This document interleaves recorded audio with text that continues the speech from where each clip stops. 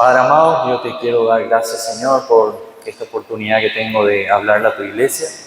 Te pido, Señor, que sea toda palabra que salga en mi boca sea conforme a tu voluntad, a lo que está escrito. Que podamos analizar, ver, escudriñar y aprender sobre nuestro glorioso Señor Jesucristo en esta mañana. En el nombre poderoso de Jesús oramos. Amén y amén. Hace un par de semanas, específicamente en lo que fue la semana de Navidad, me tocó dar un mensaje también acá sobre el nacimiento o la venida de Jesucristo a esta tierra. De hecho, que podemos tomar muchos pasajes de la Biblia para enfocarnos en ese evento maravilloso que fue la venida de nuestro Salvador aquí en la tierra. Podemos verlo desde el punto del Antiguo Testamento, las profecías que iban apuntando a la llegada del Mesías. Podemos verlo desde el punto de vista de María, de José, inclusive de Herodes, porque Herodes tenía mucho en juego con la llegada de un nuevo rey para Israel. Pero hoy quiero compartir con ustedes en Filipenses 2, a partir del versículo 5, son 6 versículos que vamos a analizar, vamos a escudriñar, vamos a estudiar en esta mañana. Si tenés tu Biblia, puedes ir a ese pasaje. Filipenses capítulo 2, versículo 5 en adelante. Hoy vamos a verlo desde la perspectiva pasado el evento de nuestro amado apóstol Pablo. Así que le animo a leer Filipenses 5 en adelante. Voy a darle una leída completa y luego vamos a ir analizando versículo a versículo. Dice, Pablo decía, haya pues en vosotros este sentir que hubo también en Cristo Jesús. Ahí vemos que el punto principal de todo lo que va a desarrollar del 6 al 11 es Jesucristo. Porque dice, el cual, siendo en forma de Dios, no escatimó ser igual a Dios como cosa que aferrarse, sino que se despojó a sí mismo, tomando forma de siervo, hecho semejante a los hombres, y estando en la condición de hombre, se humilló a sí mismo, haciéndose obediente hasta la muerte y muerte de cruz. Por lo cual Dios también lo exaltó hasta lo sumo y le dio un nombre que es sobre todo nombre, para que en el nombre de Jesús se doble toda rodilla de los que están en el cielo y en la tierra y debajo de la tierra, y toda lengua confiese que Jesucristo es el Señor, para gloria del Padre. Queda muy claro, ¿verdad? Si vemos este pasaje leído, por eso es muy bueno leer la Biblia en su contexto, no tomar versículos nada más para sacar una enseñanza o un mensaje. Nosotros necesitamos el contexto. De hecho, los versículos se agregaron después en la Biblia, hace poco tiempo. Los versículos no estaban dentro de la Biblia original. La Biblia original estaba escrita tal cual está, sin versículos, ¿sí? Porque es un mensaje completo. Después se hicieron, para poder ubicar más rápido, se pusieron versículos. Pero cuando lo leemos debemos leerlo en el contexto. Así nos damos cuenta que está hablando de una persona que es Dios, ¿verdad? Así empieza y termina el versículo 11 diciéndole que esa persona no solo es Dios, sino también es Señor.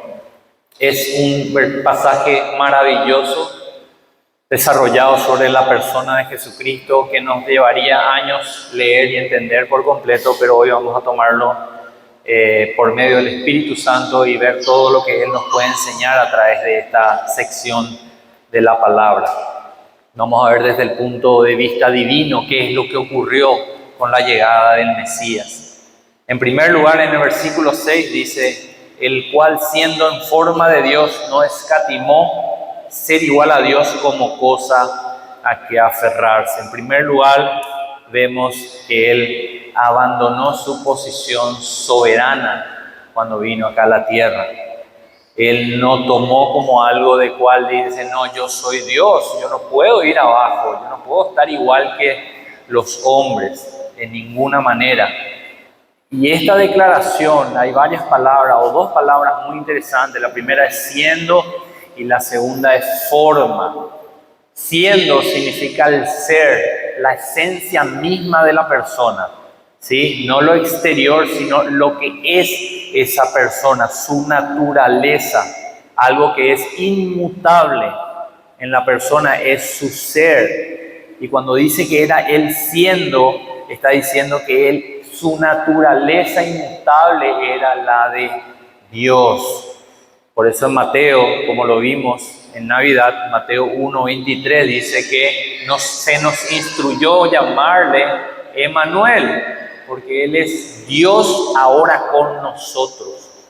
Él no dejó de ser Dios para venir a la tierra. Él siguió siendo Dios y también se adhirió a esa naturaleza esencial de su ser, la naturaleza humana. Él era 100% Dios y 100% hombre, algo que es un misterio, no lo podemos explicar y entenderlo a cabalidad, pero es una realidad que está en la palabra de Dios. Él era, Él es y siempre va a ser Dios. En Juan 1:1, Juan inicia su evangelio con este pasaje: en el principio el verbo era con Dios y el verbo era Dios. Eso es inmutable, inalterable, esa es su esencia, ese es su ser. En Juan 8:58, Jesús mismo hace una declaración y dice: antes que Abraham fuese, yo soy. En otras palabras, yo soy eterno. Si Él era antes de Abraham, quiere decir que Él era o Él es eterno. Él existía antes de que Abraham venga a esta tierra. En Hebreos 1:3 dice el escritor de Hebreo: el cual siendo el resplandor de su gloria, hablando de Cristo, el cual siendo el resplandor de su gloria y la imagen misma de su sustancia, su esencia, es la de Dios. Colosenses 1:15 dice: es la imagen del Dios invisible, es la representación directa del Dios que no vemos en Jesucristo. Ahora bien, ese ser es la primera palabra, y la segunda palabra es la forma, ¿sí? Morfeo es la palabra en griego que habla de lo mismo, no de la forma externa, ¿sí? Nosotros escuchamos forma y nos imaginamos la forma externa, pero ese no es el significado de esta palabra morfeo o forma en Filipenses 2:6, que dice en forma de Dios. Se refiere de vuelta a las características de Dios, no solo su esencia, sino también sus características, sus atributos.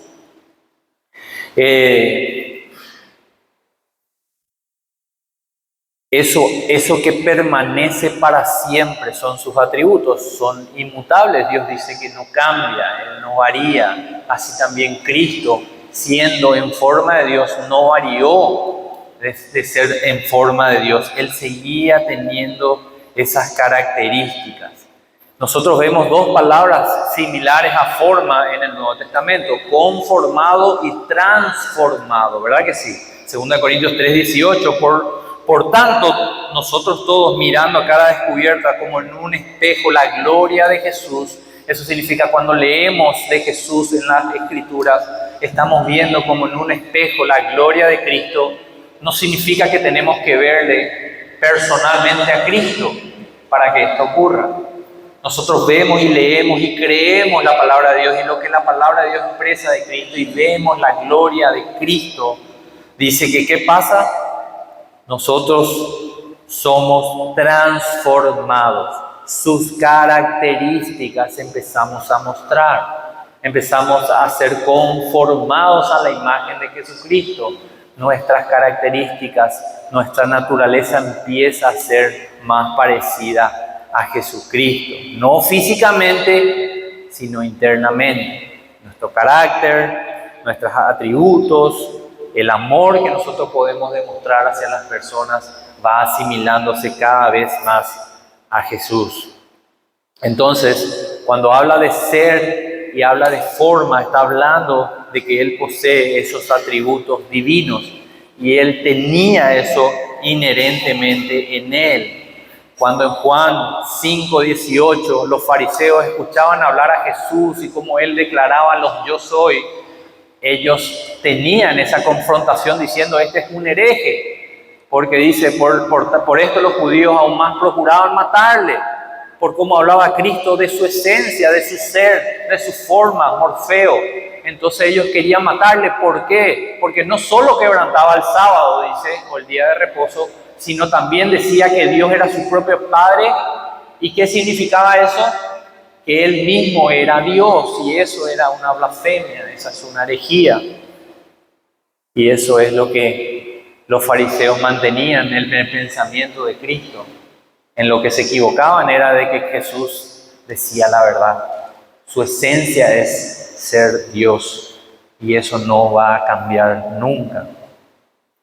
Entonces Él tiene la esencia, Él tiene los atributos, las características que pertenecen a Dios, y después dice, no escatimó a ser igual a Dios como cosa a que aferrarse. Aferrarse significa apoderarse de algo, arrebatar o sujetar algo muy fuertemente. Ahora, conocemos a un personaje bíblico, ¿verdad? Que es Lucifer. Lucifer, en Isaías 14, versículo 13, Lucifer quería ser igual a Dios, ¿verdad que sí? Él dice, tú que decías en tu corazón, 14:13, Isaías, tú que decías en tu corazón, subiré a los cielos, en lo alto, junto a las estrellas de Dios, levantaré mi trono y en el monte del testimonio me sentaré, y a los lados del norte, sobre las alturas de las nubes, subiré y seré semejante a Dios. Él quería ser semejante a Dios, algo que él no tenía, que no era inherente a su esencia. Él quería arrebatar eso.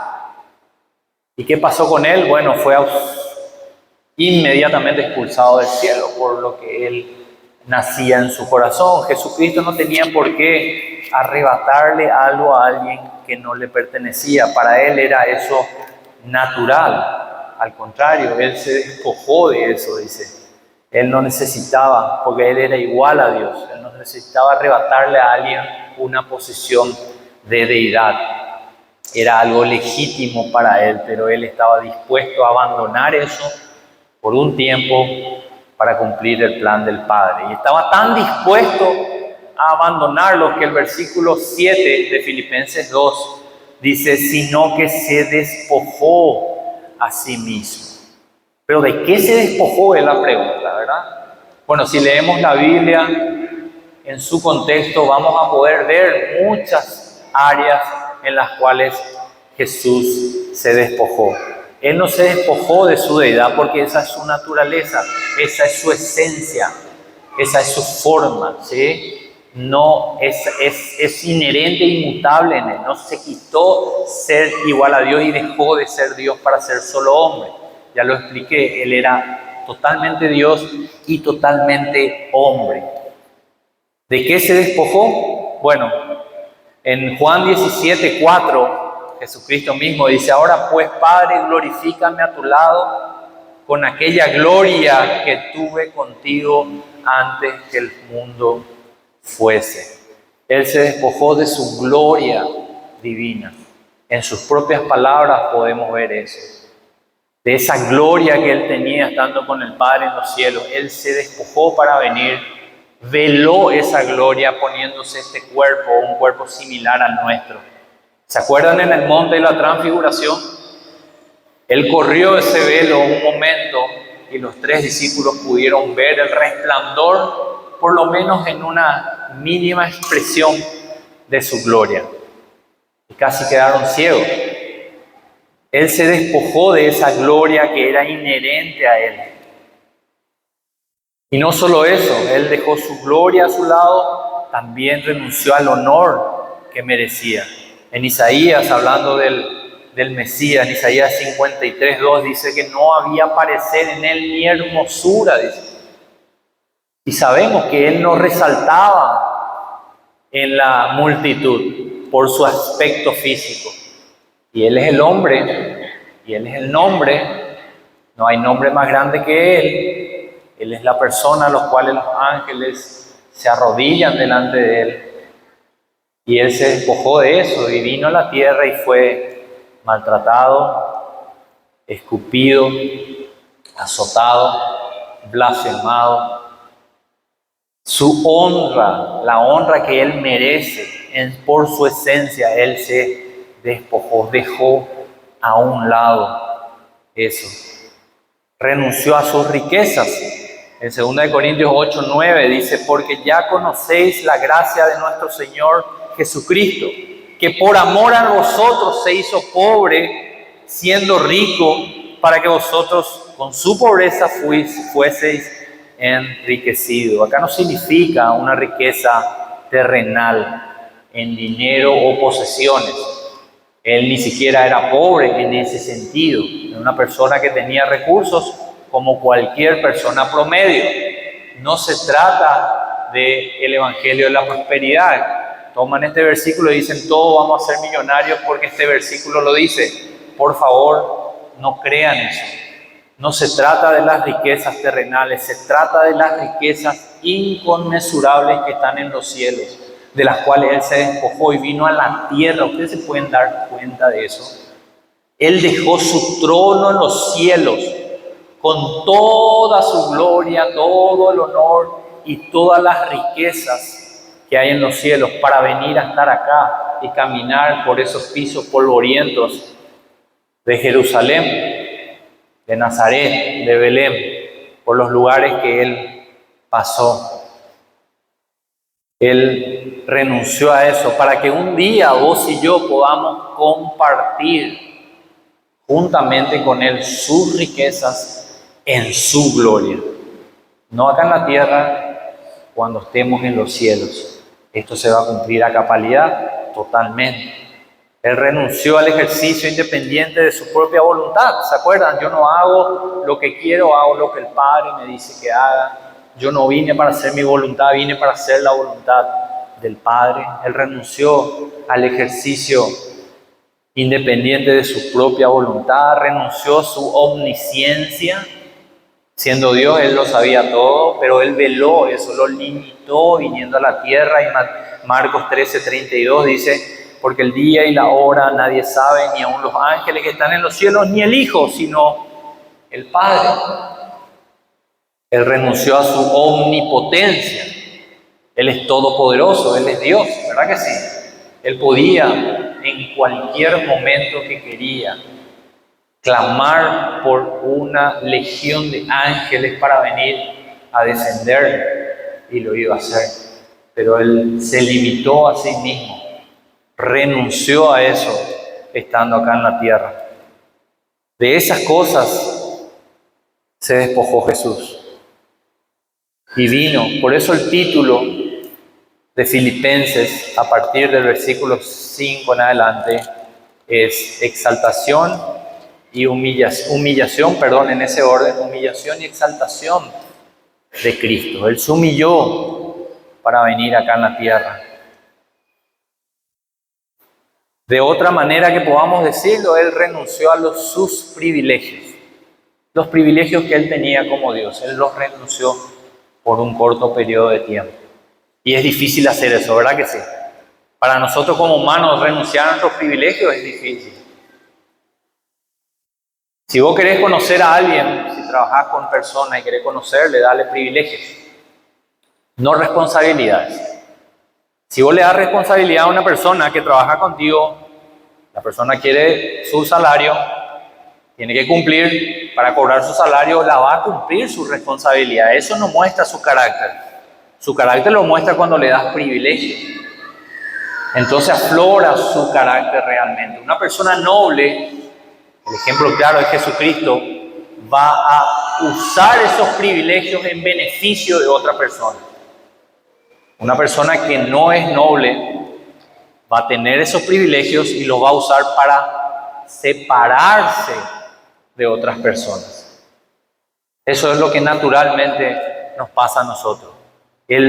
Jesucristo renunció a sus privilegios. El versículo 7 dice, otra de las cosas que nos habla, Filipenses 2:7, dice que tomó forma de siervo. Siervo significa esclavo. Doulos es en griego. Él descendió, dice.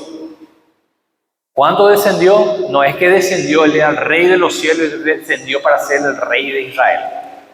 No, Él descendió de los cielos para ser una persona común y corriente como cada uno de nosotros. Él renunció, tomó la forma de siervo, ¿sí? Él un día va a ser el Rey de Reyes, o de hecho ahora mismo está sentado a la diestra de Dios Padre y es el Rey de Reyes y Señor de Señores, pero durante su encarnación, Él tomó la forma de siervo, como dice Pablo acá. Y en Isaías, si leemos el profeta Isaías, en infinidad de ocasiones se refiere al Mesías prometido como el siervo del Señor, el siervo del Señor. Él vino para servir al Señor en completa obediencia y también servirnos a nosotros. ¿Por medio de qué? Bueno, ya lo vamos a ver un poco más adelante. Y esa palabra otra vez aparece ahí, forma, ¿verdad? Tomó las características de un siervo. ¿Cuál es la característica principal de un siervo? Obediencia completa a las órdenes de un amo. Esa es la definición de un esclavo. Obediencia completa, completo abandono de su propia voluntad. Mateo 20:28 dice, como el Hijo del Hombre no vino para ser servido, sino para servir. ¿Y cómo sirvió? Para dando su vida en rescate por mucho. No solo en apariencia de siervo, sino que en las acciones mismas de un siervo o un esclavo, con una sumisión completa y absoluta. Entonces empezamos a comprender todo lo que conlleva la llegada del Hijo del Hombre aquí a la tierra. Dios hecho carne, Emmanuel, Dios con nosotros. Y el 7 sigue diciendo, hecho semejante a los hombres. Ahora, había muchas formas de que venga el Salvador, ¿sí? Podía venir como un ángel, ir directo a la cruz y morir y pagar por nuestros pecados. Él podía, de hecho que la ley vino por medio de ángeles, Dios podía haber hecho que otro ángel venga y cumpla la redención que nosotros necesitábamos en esa cruz. Pero no, dice que Él fue hecho semejante a los hombres, ¿sí? Tal vez nosotros podamos pensar, lo vuelvo a decir, que podía haber sido de otra manera, pero Dios lo estipuló de esta manera, que sea semejante a los hombres. Y el 8 dice, y estando en la condición de hombre, otra vez, fue hecho semejante a los hombres, pero también parecía una persona, ¿sí? Quitémonos por favor de la cabeza la imagen de Jesucristo flotando en una nube, transitando Jerusalén y predicando. Él era como un hombre, no había atractivo en él, dice Isaías, y eso se cumplió a cabalidad, ¿sí? Nadie sabía quién era Jesús por mirarle nada más. Externamente era semejante a nosotros, y eso tenía un propósito, ¿sí? Para que le adoremos por lo que Él hizo, no por cómo figuraba externamente. Entonces Él tomó todas las similitudes de un ser humano, pero por supuesto sin pecado. La pregunta era, ¿cómo vienen los seres humanos a la tierra? Por el vientre de la madre, ¿ok? ¿Cómo vino Jesús? Por el vientre de una mujer, María. Los seres humanos cambian, ¿verdad? Bebé, niño, joven, adulto. Bueno, Jesús también lo hizo. Los seres humanos tienen hermanos y hermanas. También Jesús tuvo hermanos y hermanas. Los seres humanos tienen que trabajar, tienen que aprender un oficio, ¿verdad? Cada uno de nosotros. Él también, durante su niñez y adolescencia, junto a su padre terrenal José, él aprendió un oficio que era el de carpintero. Trabajó en ese negocio familiar durante unos años y nadie sabía quién él era realmente. Por verle externamente no podían saber. ¿Tuvo hambre Jesús? ¿Tuvo hambre igual que vos, igual que yo? ¿Tuvo sed? Sí, tuvo sed igual que vos, igual que yo. ¿Dormía? ¿Se cansaba? Igual que vos, igual que yo. ¿Alguna vez se enojó? Igual que vos, igual que yo, pero sin pecado. ¿Alguna vez lloró? Lloró, igual que vos, igual que yo.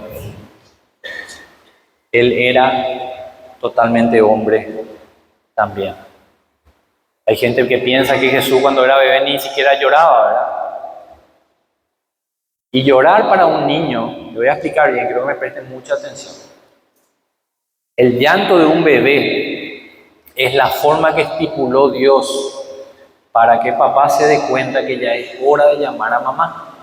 Porque ya no podemos más hacer nada nosotros si empieza a llorar el bebé, ¿verdad que sí? Acá los que tienen bebés chicos saben, ¿verdad? Muchos dijeron amén ahí atrás.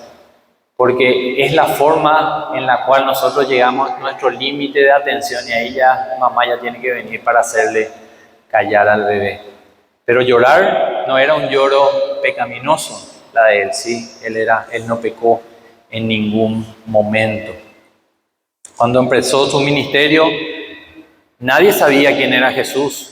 No es que, este pinta bien. ¿Quién va a ser el Mesías? Yo creo que va a ser Jesús. No, Juan tuvo que decir, cuando venía Jesús, ahí viene el Cordero que quita el pecado del mundo. Y la gente se dio cuenta, el hijo del carpintero, él era. Ni cuenta nadie se dio. Pero Juan tuvo que declarar las palabras del Señor, diciendo, ahí viene el Cordero de Dios cuando él iba a ser bautizado. Él no tenía una argolla en la cabeza, como dije, ¿verdad? Su ropa se ensuciaba igual que la tuya, igual que la mía, necesitaba bañarse igual que vos, igual que yo.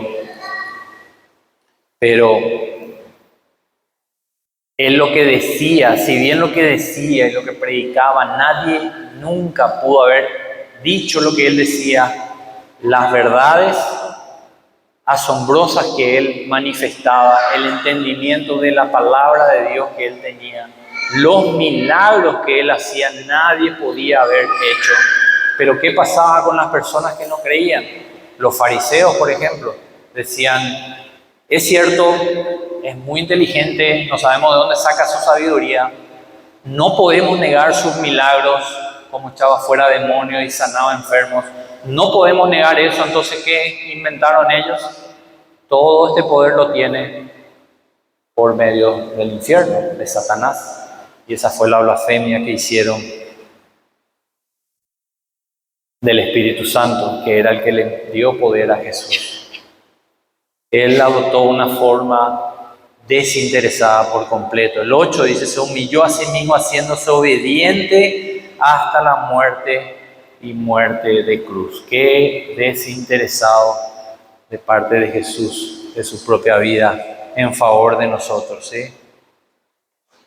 ¿Cómo puede Jesús, en esas pocas horas, 3 horas aproximadamente, que estuvo colgado en esa cruz, pagar por el pecado de todas las personas en todos los tiempos? ¿Cómo puede una sola persona en una cruz, semidesnudo, absorber, recibir, derramarse sobre él toda la ira de Dios en contra del pecado durante 3 horas? No nos podemos ni imaginar, porque la gente que va al infierno por la eternidad, ni siquiera en una eternidad van a poder pagar por sus pecados. Y Jesucristo, en 3 horas, dijo la famosa frase, consumado es. Y ahí pagó por tus pecados y por los míos también.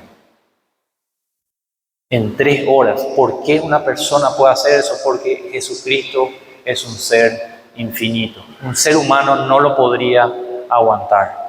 Tenía que ser Dios que venga a la tierra a tomar nuestro lugar. Él se humilló a sí mismo. Imagínense, José enseñándole a Jesús, bueno Jesús, así se hace un yugo. Vamos a trabajar juntos. Se corta la madera de esta manera. O Jesús, así se hace una silla, una mesa. Y Jesús fue el que hizo los cielos y la tierra. El universo fue creado por Cristo. Por Él y para Él son todas las cosas, ¿verdad? Imagínense la sumisión de Jesús, la humillación de Cristo al venir a la tierra. Le lavó los pies a los discípulos. Y ustedes saben que en los cielos todos los ángeles se doblan rodilla delante de Jesús. Y Él vino a doblar rodilla delante de nosotros para lavarnos los pies. No solo se humilló al venir al mundo y trabajar en esa carpintería, se humilló hasta la muerte y muerte de cruz. No tomó un trono acá en la tierra. Él tenía que cumplir su misión, que era la de pagar por nuestros pecados en esa cruz, derramar su sangre. Él se hizo obediente hasta la muerte. En Gálatas 3:13 habla de su muerte. Dice, Cristo nos redimió de la maldición de la ley, hecho por nosotros maldición, porque en Deuteronomio 1:23 dice que es maldito todo aquel que es colgado en un madero. Y a partir del versículo 9 al 11 dice, por lo cual, Pablo resume de esta manera lo que ocurrió por lo que hizo Jesús. Por lo cual, dice, ¿por qué? Porque Él estaba en forma de hombre, Él era Dios y no escatimó ser igual a Dios como cosa que aferrarse. Él se despojó, Él tomó forma de siervo, Él fue hecho semejante a los hombres y estando en esa condición de hombre se humilló a sí mismo otra vez, fue obediente hasta la muerte. Por eso dice Pablo, por lo cual, por todo eso que hizo Jesús, Dios también le exaltó hasta lo sumo y le dio un nombre que es sobre todo nombre. Lo exaltó hasta los sumos. Por eso el título de este mensaje es humillación y exaltación automática al partir de esta tierra de Cristo. Él regresó a la diestra del Padre, donde era su lugar, de donde Él bajó, porque su sacrificio fue acepto al Padre. Dios le resucitó de los muertos como una muestra de que su sacrificio fue acepto y lo llevó otra vez a su gloria donde Él merece estar. Hebreos 1:3, le vuelvo a leer, pero todo el versículo dice, el cual siendo el resplandor de su gloria y la imagen misma de su sustancia, y quien sustenta todas las cosas con la palabra de su poder, habiendo efectuado la purificación de nuestros pecados en la cruz, por medio de sí mismo. ¿Qué pasó después? 3 días después, resucitó y se sentó a la diestra de la majestad en las alturas. Entonces Dios le dio nombres. ¿Cuál es el nombre que le dio? No es el nombre Jesús. Jesús es un nombre que podemos ponerle nosotros, un nombre terrenal que podemos ponerle a nuestros hijos. El nombre que le dio Dios a Jesús es Señor. Por eso dice después, y toda lengua confiese que Jesucristo tiene el nombre, que Jesucristo es el Señor. Ese es el nombre sobre todo nombre. Bajo ese nombre se van a doblar toda rodilla de lo que están en el cielo, en la tierra y debajo de la tierra. En la tierra o en el cielo, los ángeles, como dije, en la tierra nosotros que creemos en Él, doblamos rodilla delante de ese nombre, el Señor Jesucristo, y bajo la tierra también. No pienses que en el infierno están desconectados de esta realidad. En el infierno la gente está crujiendo los dientes o llorando, confesando que Jesucristo es Señor, Rey de reyes y Señor de señores. Toda lengua va a confesar. Si lo haces acá en la tierra, ¿qué va a pasar? Romanos 10:9 nos dice qué pasa si lo hacemos con fe. Que si confesares con tu boca que Jesús es el Señor y creyeres en tu corazón que Dios lo levantó de los muertos, ¿qué va a pasar contigo y conmigo? Vamos a ser salvos. Si ponemos nuestra fe en Cristo y lo hacemos en esta tierra, cuando partamos de esta tierra vamos a partir a compartir su gloria. Pero si no lo hacemos acá en la tierra, lo vas a hacer igual. Pero en el infierno, donde hay crujir de dientes y lloro durante toda la eternidad. Dios nos da la oportunidad de hacerlo hoy. Si nunca lo hiciste, Si Dios trae esa convicción a tu corazón por medio de su palabra en esta mañana, yo te animo a que te pongas de pie y podamos orar y hacerlo con fe. Hoy es el día de salvación. Todos los días son el día perfecto de ser salvo. Cuando escuchamos quién es Jesús y entendemos qué es lo que vino a hacer acá en la tierra. Padre, yo te quiero dar gracias, Señor, por tu palabra. Gracias por el mensaje maravilloso, Señor, de la venida de nuestro Señor Jesucristo. Yo te pido, Señor, que cada persona que está en este lugar, Padre, pueda confesar ese nombre que es sobre todo nombre y pueda hacer realidad el señorío de Cristo en su vida, Señor. Que hoy pueda, Señor, traer convicción de pecado por medio de tu Espíritu Santo a sus corazones. Puedan arrepentirse de eso, Señor, y confesar a Jesús como el Señor de sus vidas. Confiar solamente en Él para su salvación. Gracias, Padre, porque tu palabra es muy clara con respecto a quién es Jesucristo. Como leímos, Señor, cuando vemos tu palabra, miramos como en un espejo claramente quién es Jesús. Pero eso solo lo podemos hacer si tu Espíritu Santo nos ayuda. O si no, nuestros ojos seguirían cerrados a la verdad del Evangelio. Pero hoy, gracias a ti, Señor, esos ojos están abiertos y nuestros corazones son corazones enseñables para oír tu palabra, creerla y confesarlo en esta mañana, que Jesús es el Señor en mi vida y en mi familia. Gracias, Padre, por esta hermosa oportunidad que nos diste de escuchar este mensaje. Te pido, Señor, que cada persona que esté aquí, Señor, sus corazones estén siendo confrontados con las verdades que nos enseñaste. Que tú puedas traer la claridad que necesitamos, Señor, sobre la persona y la obra de Jesucristo. Y que podamos poner toda nuestra fe y nuestra confianza en ese Salvador que necesitamos. Gracias te doy, Señor, por todo lo que hiciste hoy, lo que vas a hacer en nuestra vida en esta semana. En el nombre poderoso de Jesús. Amén y amén.